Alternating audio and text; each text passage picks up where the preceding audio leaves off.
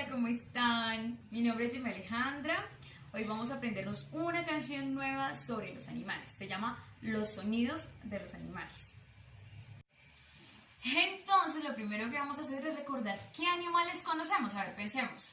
Está el perro, está el gato, está la vaca, está el pollo. ¿Cómo hace el perro, por ejemplo? El perro hace wow, wow. O el pollito hace pío, pío. Entonces vamos a aprendernos una canción que trabaja los sonidos de los animales, pero a esos animales le vamos a colocar un nombre. Entonces voy a empezar con mi nombre. ¿Cómo me llamo? A ver si se acuerdan. Me llamo Jamie. Entonces, la canción dice así. La voy a cantar yo y después ustedes la repiten. ¿Listo?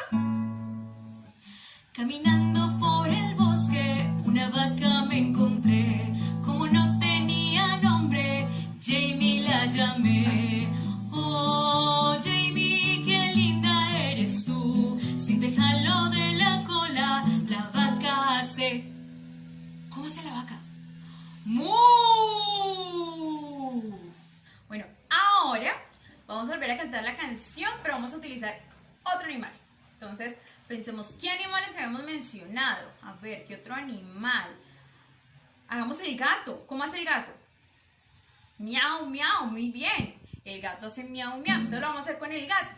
Entonces, la idea es que a ese gato le vamos a colocar tu nombre. ¿Sí? Entonces, por ejemplo, yo le voy a colocar el nombre de mi hermanita, que se llama Lorena. ¿Listo? Entonces vamos a hacer.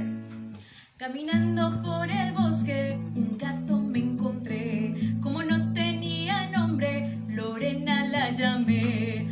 Oh, Lorena, qué linda eres tú. Si la agarro de la cola, el gato hace... ¿Cómo hace el gato? Muy bien,